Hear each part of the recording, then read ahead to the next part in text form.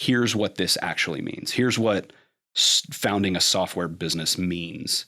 Here's kind of what that trajectory looks like. And the next 1 to 3 years while we build this and get it to a place where we can transition to it being our full-time jobs, like I'm going to have to sit some stuff out.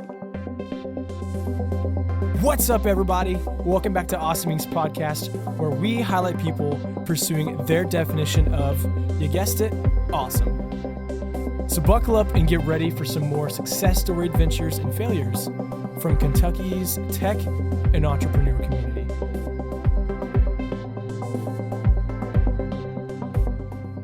Thanks for tuning into this. I said tuning, that's like I'm Australian. Tuning into this episode of the Awesoming podcast. I'm here with a crowd today. We got 4 people in our studio, so really excited to sit down with a team of Synaptek. They're going to literally protect your brains with some awesome knowledge and share with you what awesome work that they're doing. So let's go around the table and give some quick introductions of who you are, where you're from, and your favorite color of Starburst.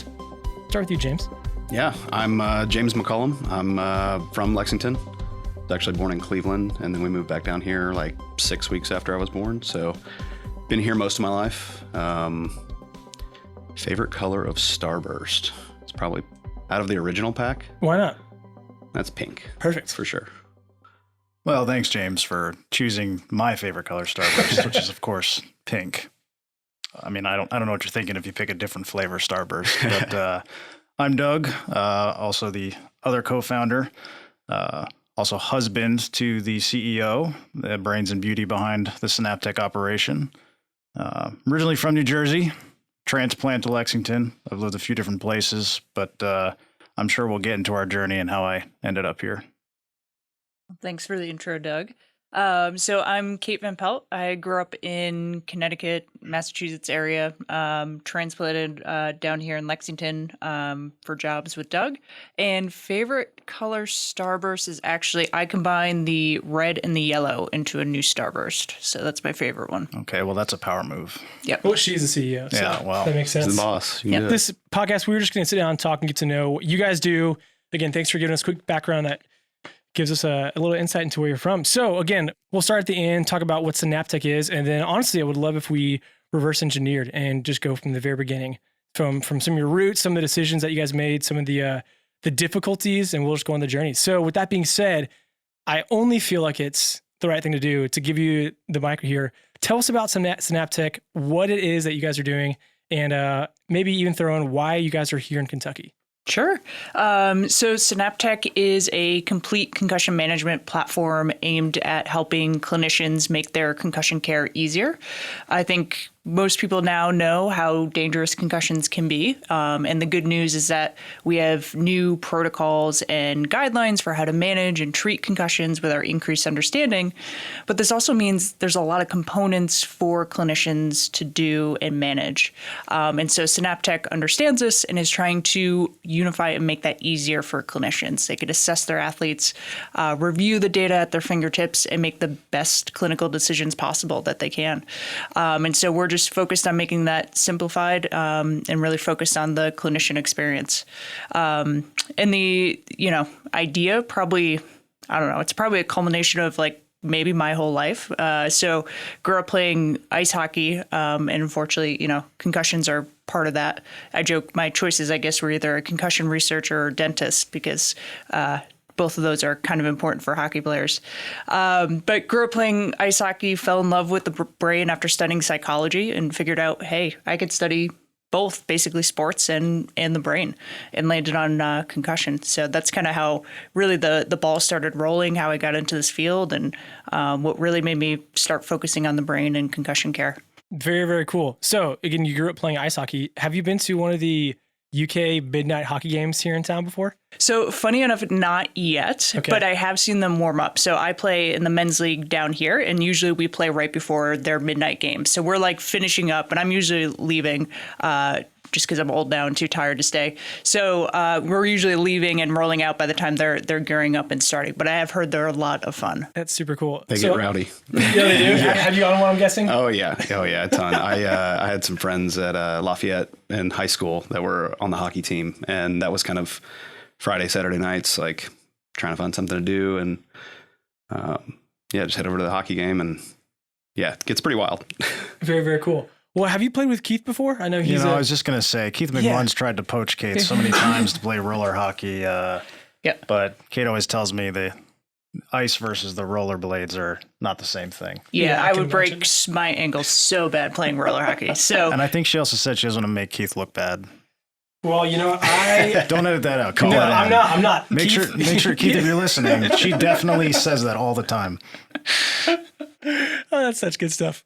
Well, hey, let's go ahead and dive in and just get like an excessive amount of time she said it. Oh, Keith, like I really don't want to make Keith feel bad, and Here's the thing: I'm gonna get texted about this in like 3 days after this is posted. It'll be a fun conversation. Well, with that, Keith, you're getting roasted. We'll see you on the ice here soon. And again, I want to hear about your journey. So, what are some of the roots? Again, Kate, you shared about studying the brain. You grew up playing hockey. This is nothing new for you. Doug, what about you? How the heck did you end up with getting on track to work with a startup, to be married to a CEO? Yeah, let's dive in some of your history. Started with that, I think. Yeah. The marriage happened before the company, so there was that. But so I don't know how much choice you really had. Yeah, I don't know how much choice I had in joining. Kate and I moved down here to Kentucky mostly because of the postdoctoral research I was doing.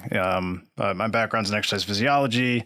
And long story short, I came down here to study muscle atrophy, muscle biology in a lab down here. And Kate found her way and found her research position here. And, Kate, obviously, like she just said, was a researcher. She's really involved in the concussion space. And it all started one day when she got an email, actually, from the University of Kentucky Entrepreneurship Bootcamp that they host there, which is available to students, faculty, staff, as well as community members. So really anybody, that means. And she said, this looks pretty interesting. And I have this idea I've been thinking about. And she's like, I don't know, I'm not going to take it that seriously. And I kind of poked and prodded, and she told me about it. How, there's this huge issue where clinicians don't have tools to be managing all of this data and using it in a successful way. It's done on pen and paper. It's antiquated. They don't have modern digital solutions for it. And I said, well, what's the worst that happens? You do this boot camp and it's not a good idea. I mean, at least you try it. And, here we are today, but that was definitely our first big step, and a big shout out to that boot camp program. Warren Nash and Miriam, have done, and Christine Wilds have done quite a bit for us with that program, and that really got us kickstarted. It really was the first step that Kate took, and eventually myself and then James joined in the second boot camp 2.0, I guess the second semester you can call it, of the boot camp, where Kate kind of validated the idea and found out, this is more than just an idea. This is a business. And so that was really the first step we took, and taking this from Kate's experience with researchers and clinicians, seeing how they're struggling to use their data appropriately and manage that data appropriately, and finally decided to do something about it with a little kickstart from the Entrepreneurship Bootcamp at UK. Heck yeah. Hopefully this does not derail anything. What's the movie with I almost said Will Ferrell, with Will Smith about concussions? Concussion. Oh, man. Yeah, actually, that was a softball. Yeah. I don't think I've actually ever seen that movie, but my mind just thought of it. Mm-hmm. Have you seen that before? Mm-hmm. Yes. So is that? Yeah, we'll let Kate take this. It's her favorite Kate, movie. just ramble about this. I want to hear from the expert. Yep. So the movie is based on the true story of Dr. Amalo, who found the initial cases. Well, you could debate that, but found the very early cases of what we call CTE now, so chronic traumatic encephalopathy. So what that is basically, you can think of it as this buildup of tau, which is like a protein in the brain that should not be there. And it's thought to start and begin to build up when you have these repetitive head impacts. And doesn't have to be a concussion, just repeated head impacts is thought to kind of start the initiation of this buildup of tau. And it's distinct from Alzheimer's, other different neuropathologies. And he was kind of the first one to describe it in, I'm blanking on the NFL player's name, but one of the Green Bay Packers. And it's his story of trying to kind of bring light to this. And so it kind of follows his story and his trajectory. Very, very cool. I did have one run-in with giving a friend a concussion at one point in time. We were wrestling. His head might have hit our front door, and I felt terrible about it. So yeah. I say stuff. if you had siblings, right, or basically if you're a guy, you've probably had a concussion. There's like these it's all, you have a few probably growing up. It's just a matter of what's the additional risk you take by playing these additional sports and high contact sports. So, well, Kate, I think you've brought up before, there's a surprising ratio of concussions in male athletes, especially that occur, we'll just say outside of sport, coming in after a Monday morning, after a Saturday night of goofing off, and all of a sudden you got a concussion. So and people not forget from about that. football practice, but I mean, it could be home football practice. Exactly. Yeah. So, what did you guys do before? Again, you mentioned how the UK boot camp. Shout out to everyone from the VASE team, how helpful they were with you guys getting your first foot down and taking that next step. And here we are a couple years later. So, what did you guys do before you founded Synaptek? So I think a lot of it was one, rounding out the team. So like getting James on, right? So like I have domain knowledge in concussion, but like I can't design anything. Like, like the startup space was all very new. Business space was all very new, just product development, all that stuff, right? Outside of my wheelhouse, and probably a little bit for Doug too. And so we really needed to, one, round out the team. And luckily Doug and James trained jujitsu together. And so that's kind of how they made that connection, and we kind of roped James in there. So I think the first part was like rounding out the team, but a lot of it was your initial business model canvas, your customer discovery. Actually, the first idea I brought to boot camp is like gone. Like that, like is totally scrapped and gone. My idea was like to make a scanner like the TurboTax W-2 scanner, right? Takes your taxes, The idea was to take those old paper forms, make a scanner to pull that data into a system.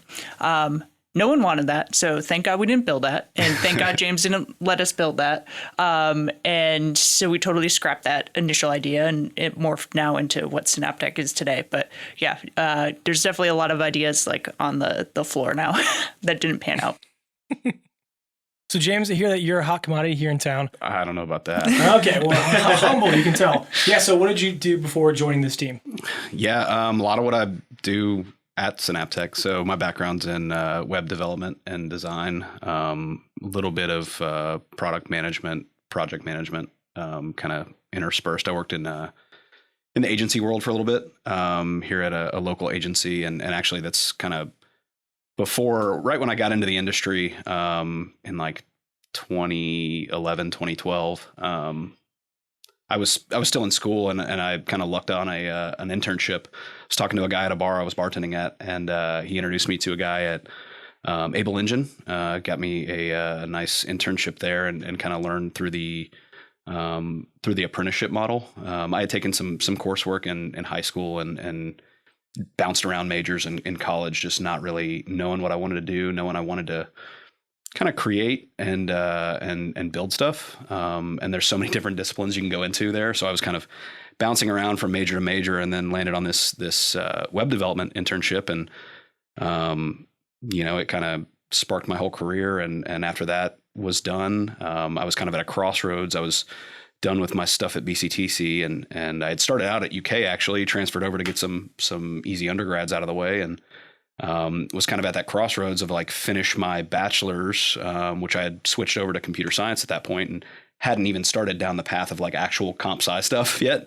Was really more like retaking coursework that I had already either self-taught or learned in high school, and had a job offer that I applied to, or a job posting that I applied to, and got a job offer. And it was like, well, I've had a newborn on the way at the same time. And I was like, well, I kind of could use more money and less debt. And one of those paths is the clear one there. So I jumped into the like a local web development design shop, and spent some time at a marketing agency, like I said. And then I actually still work for another startup here in town, Vivid Charts. So that's my day gig. And then I've started there when, we actually just raised like a $2 million+ seed round.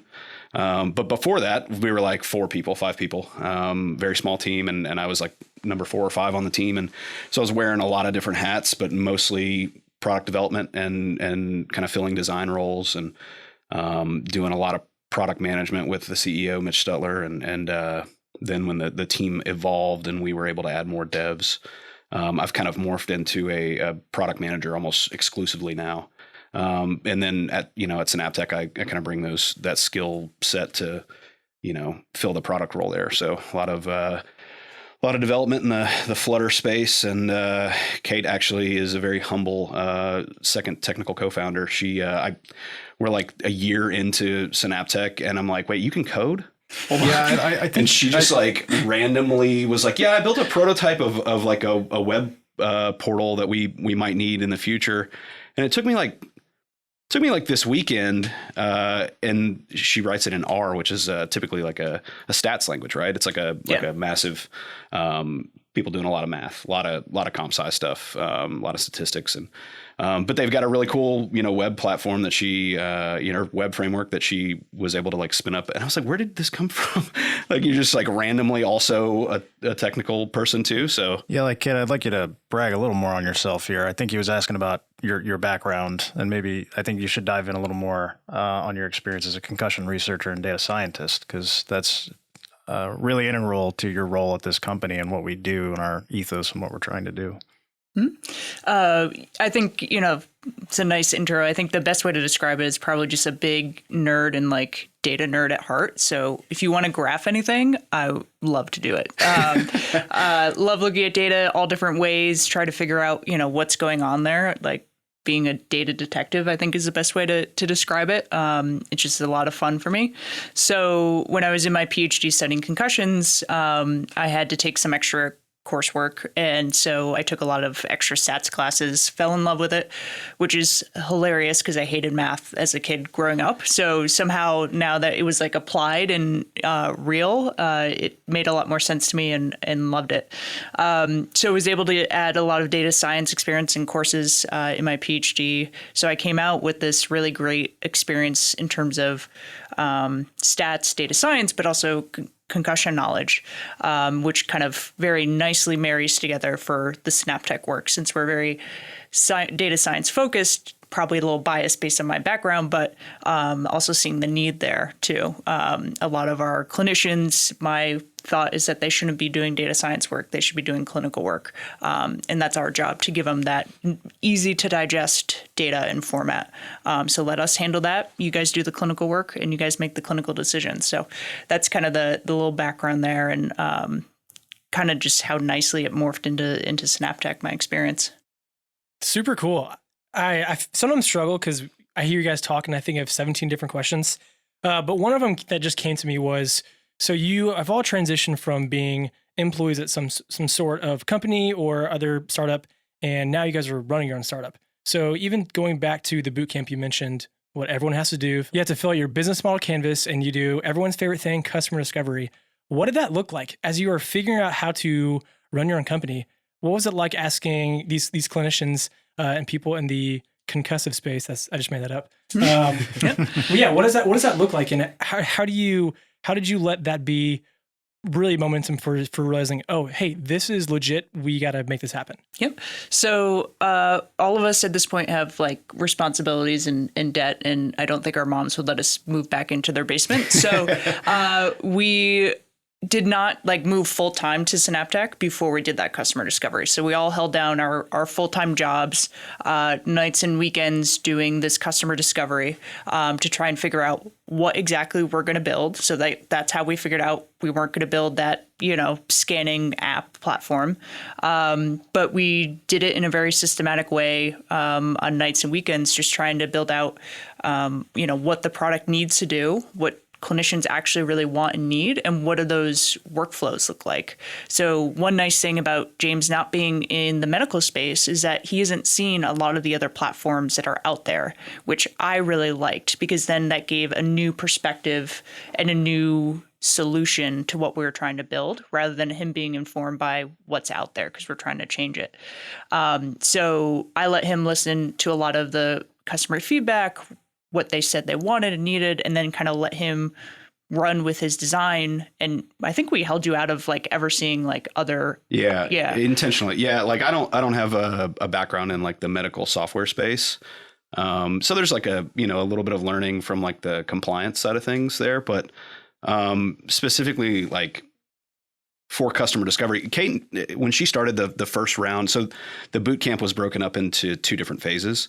And they kind of, I don't know if you had ever been, Kate or Doug, exposed to customer discovery in like a general census before with anything like that, but they kind of force your hand and they're like, hey, here's what customer discovery is. And it was more from like an idea, like evaluation standpoint and like validation standpoint. And then when it kind of was past that phase and it was like, all right, cool. So we've validated this idea. Now let's see what it would look like. It's not just words on a paper anymore. What's this app that you're talking about? That's kind of right around the same time when I joined the team. And I've run a ton of customer discovery. I actually worked with a lot of really good people that have run it. And I've kind of been a fly on the wall in most scenarios, but, a lot of different, more so discovery from like the experience perspective, like when we're actually putting fingers to keyboard and writing code or designing out an interface or something like that. So it was more so kind of exposing them to what that side of customer discovery looked like. And then we worked with some really great folks over at Transy to do a lot of our initial customer discovery and some other either friends that Kate has made and colleagues that Kate's made in her time in the field, and anybody really that would talk to us from a clinician or athletic trainer perspective. Really, first of all, to hear their actual pain points with the software that they've currently used, and taking that feedback and saying, okay, like I intentionally didn't look up any like potential competitors or other large like electronic healthcare record systems like an Epic or a Cerner that have very small capabilities around the concussion space. But I didn't want to like come in with any bias to building a better system. And I think doing some competitive analysis is always important from like a discovery perspective, but in this case, we wanted to be like drastically and overwhelmingly like modern with our approach to their UI, their experience throughout the application, their process. Like it needed to marry kind of one-to-one with how they actually interact with these athletes. Because a lot of times they're taking these pen and paper forms, and it's a very like tangible, intimate experience with that athlete as they're evaluating them for a concussion. Like they're literally watching at one point their balance in one of the sections of the assessment that we focus on. And so it kind of had to be an intuitive experience in that respect. And a lot of the software out there just like frankly isn't. I actually read a tweet the other day that was like, when is healthcare software, something to the effect of when is healthcare software going to catch up to like 1995 even? Like it's bad. Or when is HIPAA compliance going to stop being an excuse for not having a good user experience? Yeah, that was another good one. It was like there is a lot of compliance in the space, right? And rightfully so. You're dealing with like personal healthcare information. We have laws around it for that privacy. Like there's a reason for it, but it shouldn't hold back the user experience. We haven't had a problem with it at all. Not a single instance has compliance run into like had been a barrier for us to create a better experience. So yeah, I think that customer discovery came a little natural to us in the fact, especially when we brought James on board from his experience, he definitely helped transform how we do customer discovery from a more technical perspective and more as a business. Kate and I, luckily from our research backgrounds, are all about gathering data, having a hypothesis, our hypotheses about what we think, gathering data, testing that data. We continue to do that to this day, but that's actually a really important point. I think that like their unique background being from research and in the scientific field, it's tough a lot of times when you're going through like design specifically, like one component of building a product, right? I mean, there's so much subjectivity and bias and like just favoritism towards your idea or thought or what it is. But like, you got to confirm it with people who are going to be using it. Like, is it doable? Like usually the thing that's being proposed is doable. is it viable though? Like, are they going to pay for it? Like, that's another question to answer in and of itself. Yeah, that shows that you really have a product or a service that Yeah. somebody wants. I mean, they're going to take their money out. Right? There's been times where like I'll see, like early on, I would see it in Doug's face and he'd be like, but I'm really like this thing, like this idea. And then we would do some discovery and he'd be like, crap, I know it. I know I have to say it. We don't do it, but that's happened with all of us. Like I use him as an example, but it's happened with all of us. Like everybody has their biases and their idea that they think is going to be when your like, wife is the boss, you're always wrong, right? I'm just kidding. yeah. Every once in a while you get it right. See, that's, we're recording, right, Kate? Yep. It's funny. Yeah, it's funny. His rights are like the big rights. Like his second day on the job, we got our first signed customer. So it was like, dude, where's this?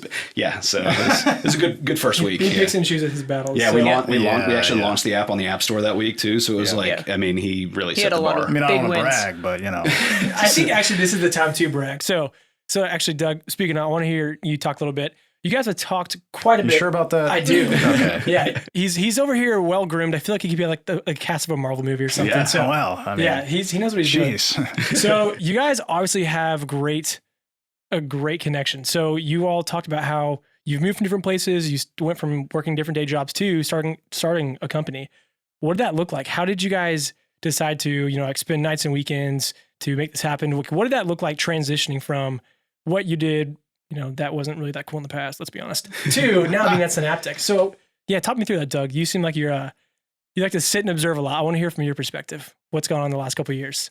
I think it's important for other startups to hear always, because I know other people go through this struggle.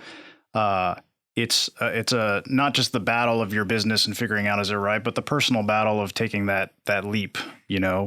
Kate again is very humble.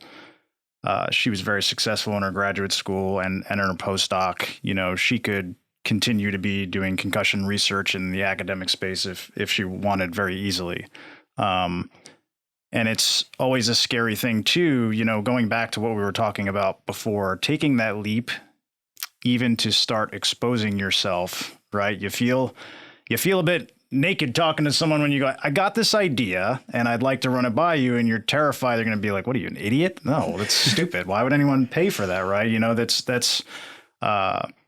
It sounds silly, but I don't care who you are. At some point when you got to get in front of someone who might be a potential customer one day and tell them your idea and do that customer discovery and take that first step, that is a big step. And I think for Kate and I to actually start talking to athletic trainers about our idea was one big step. And then once you start validating that, we have had moments where you do have to make that decision. Once you realize it's a real idea, you have to make that decision. Okay, am I going to continue down this path in my life where I'm currently going, or am I invested in this idea enough where I'm going to take this leap? And, three of us have had a lot of long nights talking that through.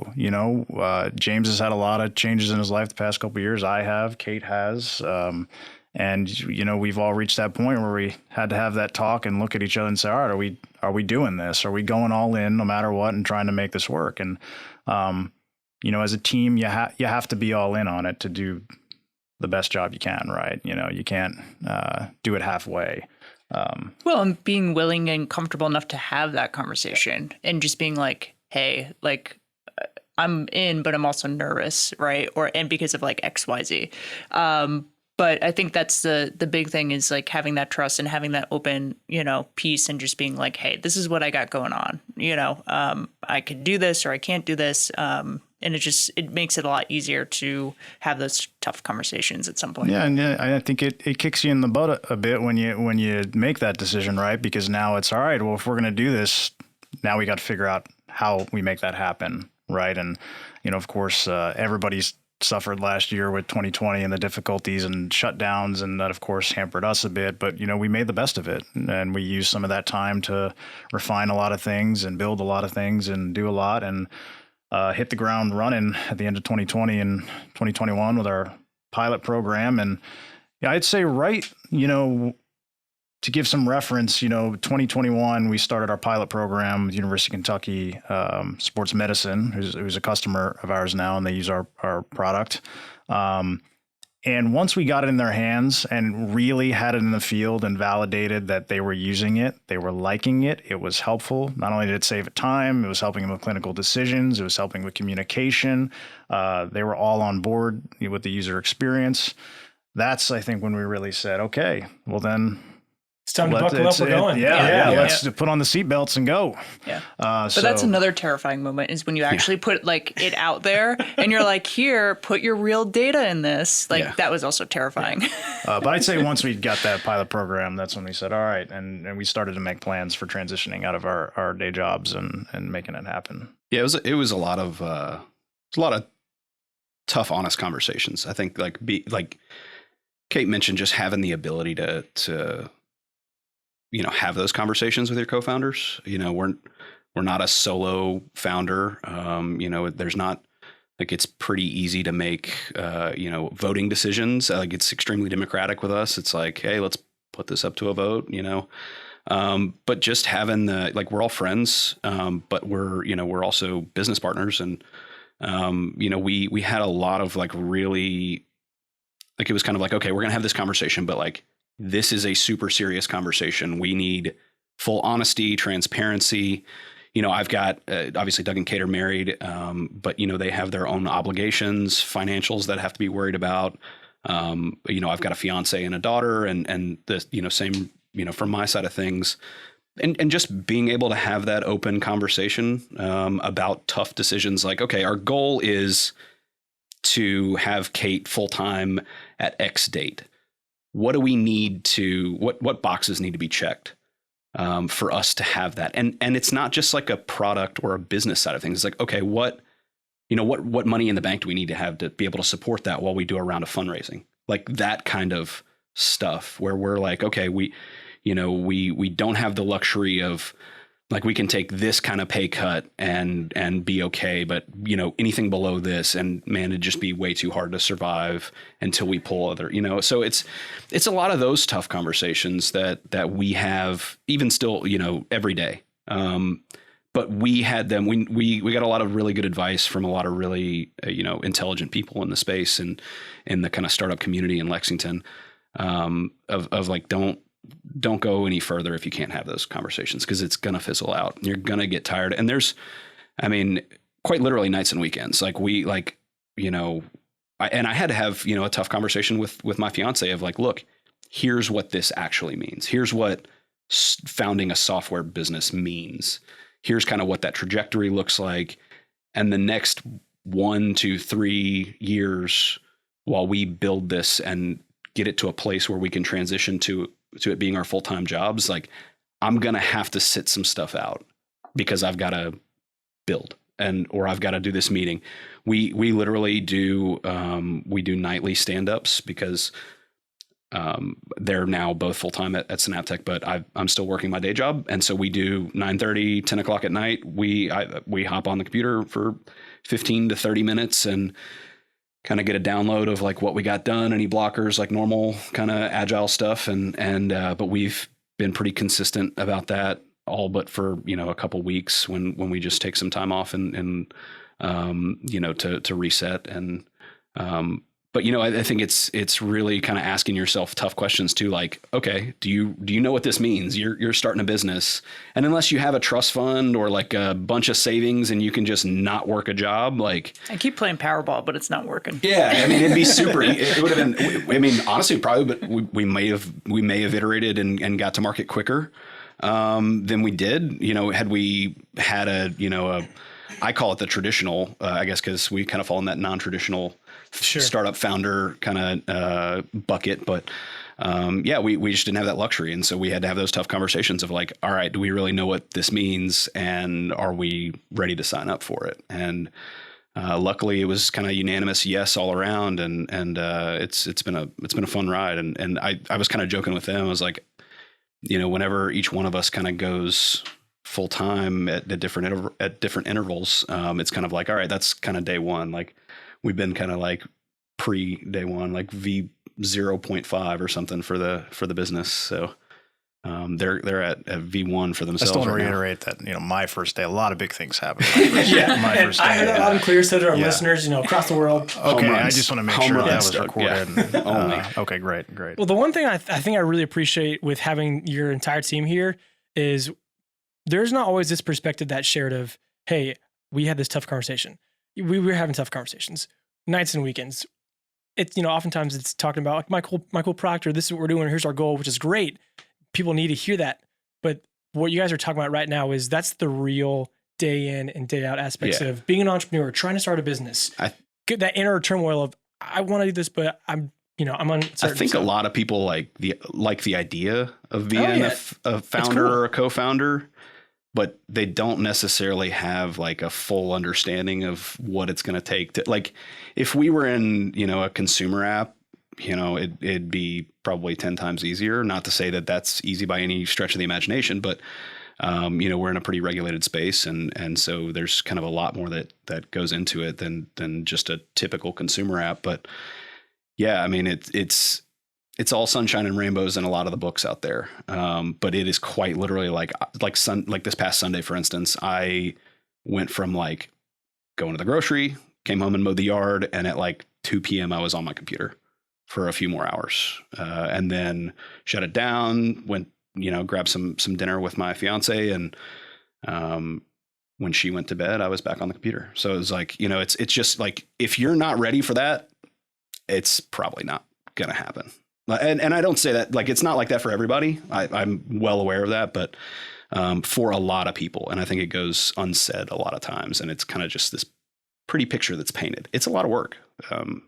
So if you're not ready for it, and that was a lot of our conversation was like, all right, this is going to take like months. And we were like kind of naive, I think, to think we were going to we'll put this out in like 6 months to a year. Yeah. And we've had to reset goals, that's for sure. But yeah, I mean, you set the goal and kind of backtrace it, and like, there's probably a chance that you're not going to hit 100% of it, but there's like 100% chance that you're going to get close. I'm just kind of paraphrasing a tweet that I read the other day, but it was something similar to that. So that's true, and that's what we like hearing. Few questions as we wrap up. So you guys have talked a lot about this transition.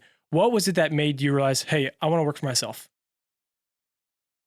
For me, I don't know if it was necessarily like I want to work for myself as much as like I wanted to solve this problem, and not attempting it was a bigger regret than, me just trying to take on, my regular job as, a professor or something.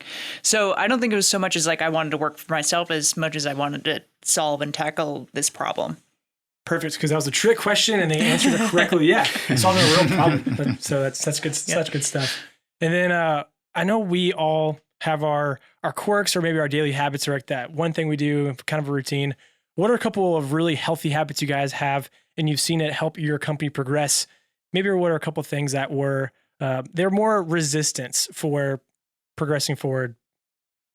Maybe even a couple of weeks ago when you gave them up. Any behaviors, like morning tea or morning stretch to? Well, I'll suggest to everyone, someone who studied exercise physiology, to be exercising regularly and get enough sleep when you can. Actually, so in all seriousness, those are things actually we've talked about as a founding group. So it's very easy when you're very busy to not take care of yourself and not get enough sleep, not be eating well. And we've actually, as a group, have tried to help one another out at times when we've felt like we needed to speak up to one another and say, "Hey, why don't you go to sleep tonight and let's take." I've literally had Doug tell me like, "Dude, I wasn't calling you out, James, but go to sleep. All of us go to sleep tonight. Go to jiu-jitsu tomorrow. Get your mind off of it. Get recharged." But it is important. You have to balance. There's times you're gonna have to skip, and lose some sleep or skip an exercise session. But you don't want to make that the habit. You want to make sure that you find even a little bit of time to be taking care of yourself. It's extremely important. You hear actually a lot about that mental health in the startup space. Look, there's something to be said about this hustle and grind culture, go, and work hard. And you should. I mean, I think you can tell by talking to the three of us, we embrace it. We like to work and we work a lot. And I think the three of us were like that before we started this. It's not something you can just, I think, turn on very easily. But you have to also balance that with making sure you're taking care of yourself. So while cliche, I think you're starting to see a lot more talk about that on the social media space and for startups and entrepreneurs to ensure that you're taking care of yourself. Well, hey, last thing, I know you guys are a part of the fellowship program. So glad for you guys to be a part of it, and we're going to kick it in Red River Gorge. Looking forward to that. What are a couple goals that you guys are hoping to accomplish within the next calendar year? So I think the nice thing about the fellowship is it helps you with those kind of bigger goals, because I think daily you're putting out fires and it's so easy to get stuck in that, firefighter mode.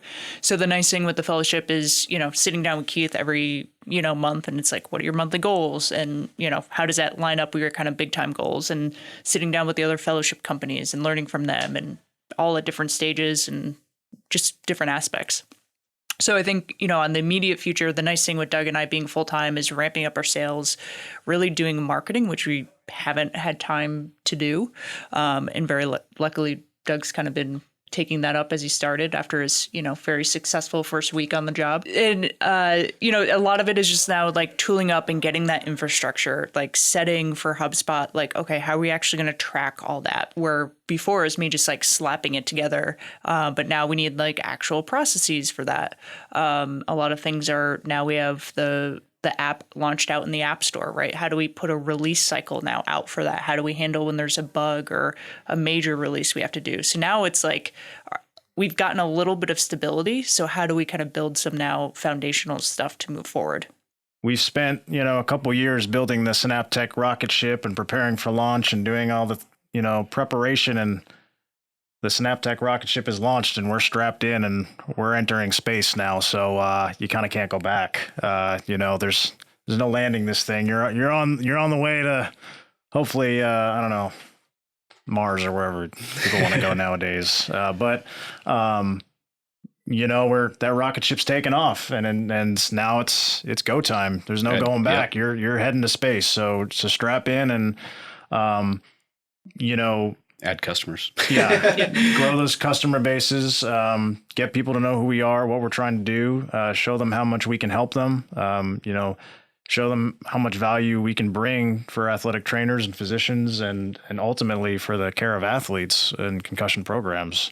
And of course, keep our customers and users happy. There we go. Mm-hmm. Last thing, where can people find you to support your business? Yep. So the website is synaptek.io. Twitter, you could follow us at synaptek.io. And you just set up some of our we have a Synaptek Facebook page as well, and you can find us on LinkedIn, Synaptek LLC on LinkedIn. Yep. And then you could probably find all of our personal Twitters and all that stuff there too. We're out there. They'll be linked. Yep. Awesome. Hey, everyone, thanks for coming down. It's been great getting to know you. Doug, again, congratulations on being Employee of the Year. Oh, thank you. I thought it was Employee of the Month. Yeah. We'll start with the month. You heard it. He said year. So your parking spot's not going to change, though. Well, that's it, guys. Thank you so much for checking out this episode of Awesome Inc.'s podcast. And another quick thank you to Lee Rosevere and a few members from our community who provide the music that you hear in this show. Lastly, give us a follow on Instagram, Facebook, all that jazz. Or, even better, come on down to our space. Come be a part of our community and get plugged in, and let's start something awesome together. You guys rock. We'll see you next time.